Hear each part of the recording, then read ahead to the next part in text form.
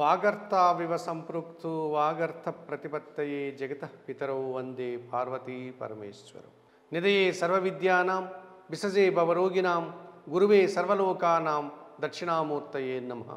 సుప్రభాతం channel ప్రేక్షకులందరికీ నమస్కారం. మాసఫలం కార్యక్రమానికి స్వాగతం. 2024 ఫిబ్రవరి మాసంలో ద్వాదశ రాశుల వారికి మాస ఫలితాలు. 2024 ఫిబ్రవరి మాసంలో కర్కాటక రాశి వారి యొక్క మాస ఫలితాలు.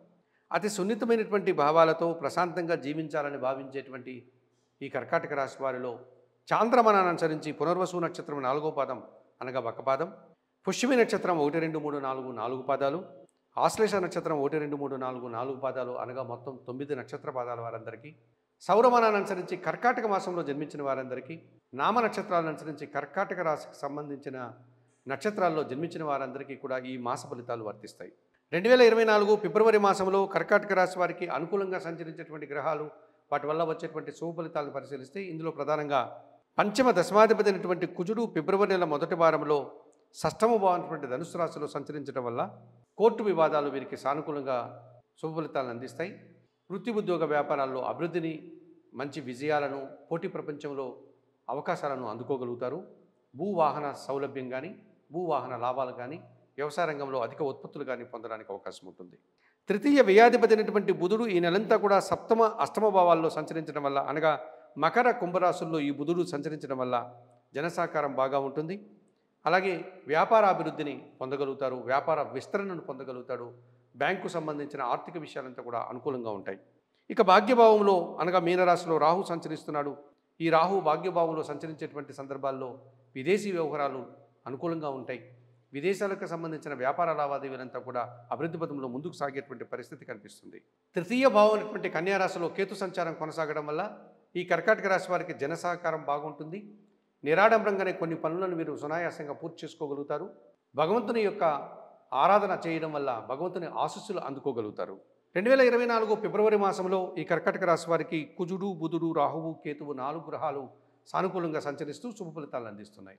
ఇక ప్రతికూలంగా 2024 ఫిబ్రవరి మాసంలో ఈ కర్కాటక రాశి వారికి 4 గ్రహాలు సంచరిస్తూ ప్రతికూల ఫలితాలను అందించేటువంటి పరిస్థితి కనిపిస్తోంది. ఇందులో ప్రధానంగా ద్వితీయాధిపతి అయినటువంటి రవి భగవానుడు సప్తమ అష్టమ భావాల్లో సంచరించడం వల్ల వీరి మాటల వల్ల అపార్థాలు, తద్వారా వచ్చేటువంటి మనస్పర్ధలకి అవకాశం ఉంది. అధికారులతో మాట్లాడేటప్పుడు ఆచితూచి మాట్లాడాల్సిన అవసరం కనిపిస్తుంది. అనవసరంగా అధికారుల యొక్క ఒత్తిడి, వారితో మనస్పర్ధలు రావడానికి అనుకూల వాతావరణం కనిపిస్తుంది. ఇక షష్టమ భాగ్యభావాధిపతి అయినటువంటి గురువు దశమ భావంలో మేషరాశిలో సంచరించడం వల్ల ఈ కర్కాటక రాశి వారికి వృత్తి ఉద్యోగ వ్యాపారాల్లో ఎంత కష్టపడినా తగినంత గుర్తింపు రాకపోవడం, తగినంత ఫలితాన్ని అందుకోలేని పరిస్థితి వీరికి కనిపిస్తుంది. పోటీ ప్రపంచంలో వీరు కాస్త వెనుకబడేటువంటి దిశగా, విద్యా సంబంధమైన విషయాల్లో వీరు అనుకున్నంతగా శుభ ఫలితాలను పొందలేని పరిస్థితి వీరికి కనిపిస్తుంది.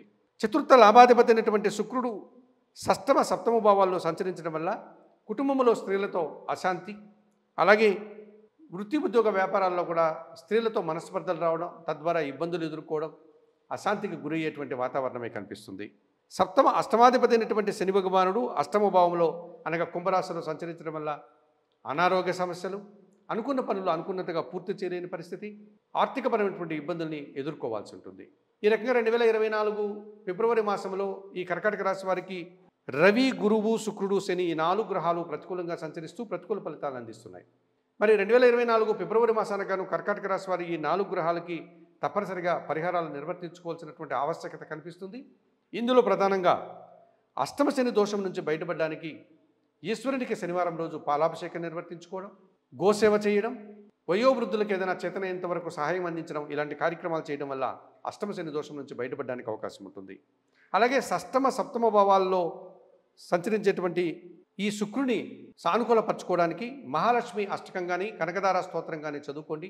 శుక్రవారం రోజు మహాలక్ష్మి అమ్మవారికి వెళ్ళి అర్చనాది కార్యక్రమాలు నిర్వర్తించుకోండి. అలాగే దశమంలో ఉన్నటువంటి గురు సంచారం నుంచి ఏర్పడేటువంటి ప్రతికూలత నుంచి బయటపడడానికి ప్రతి గురువారం రోజు లేక పౌర్ణమి రోజు కానీ సిద్ధి సాయినాథుని ఆలయానికి వెళ్ళి 3 ప్రదర్శనలు నిర్వర్తించి సిద్ధి సాయినాథునికి అర్చనాది కార్యక్రమాలు నిర్వర్తించుకోండి.